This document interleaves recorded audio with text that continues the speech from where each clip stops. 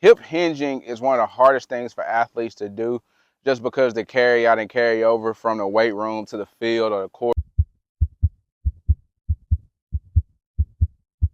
Everybody, so in this video, one of the things I want to talk about is hip hinge. Hip hinging is one of the hardest things for athletes to do just because they carry out and carry over from the weight room to the field or the court or whatever surface it is that they play on, the diamond, whatever you want to say.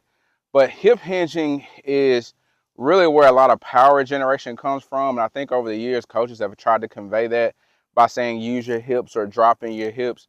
But I think sometimes when that goes from the coach to the player, we can get things lost in translation to where the player just automatically thinks that means to either drop my hips or bend my knees more and not necessarily using their hips. And so what you'll see, I'm going to show a couple of compensation patterns.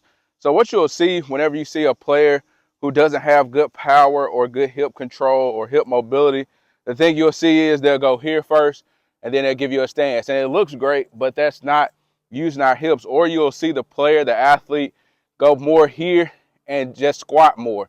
Still, we're not using our hips. So whenever you hinge, it's like when we're doing an RDL, we want to throw those hips back and you want to feel the stretch a little bit in your hamstring. If your hamstring is tight, you'll feel the stretch there.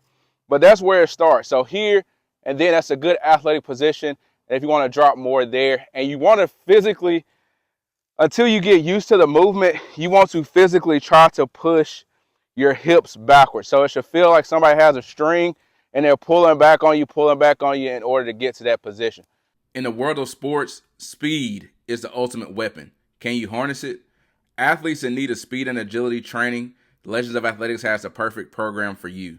If you struggle accelerating, are unsure how to train for results in and out of season, cannot change directions or jump, hit the message button and set up a call and assessment today. With our system, we offer weekly check-ins, schedule face-to-face calls, mental training, speed-based programming, year-round, in and out of season. I'm Justin Miller, owner of Legends of Athletics. Over the last 10 years in the sports performance industry, I have trained over 250 athletes. 30% of the Legends of Athletics athletes have obtained scholarships at the collegiate level for sport. In the world of sports, speed is the ultimate weapon. Harness your speed with Legends of Athletics through online training, custom online training, or face-to-face training. Be legendary. And so that's the biggest thing that I've seen in terms of hip hinging. Even whenever we're sprinting, I'm gonna give you the best angle I can. Whenever we're sprinting from a 2-point position or a split stance position, you can see athletes go here, and you'll see the chest get real low, and the knee is barely bent.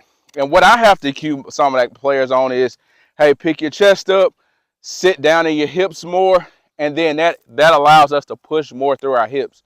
Because if we don't have that hip push, then we don't have any power. We can't generate any power in that first step. So we want to make sure our hips are bent here, and then really pushing through and using that whole body to get you going. Because the glute's going to fire first, and that's where we go through our patterns. The glute's going to fire. The glute and quad's going to fire. Then we're going to turn over and use the hamstrings and the feet and ankles. And then as we're rotating and going, turn over into acceleration before we get to transition and top end speed. And so that's why I want to go into the hip hinge. I'll do more videos on this if you guys like it. Let me know in the comments if you want more videos on how to break that down, even how to get better at it. Just let me know.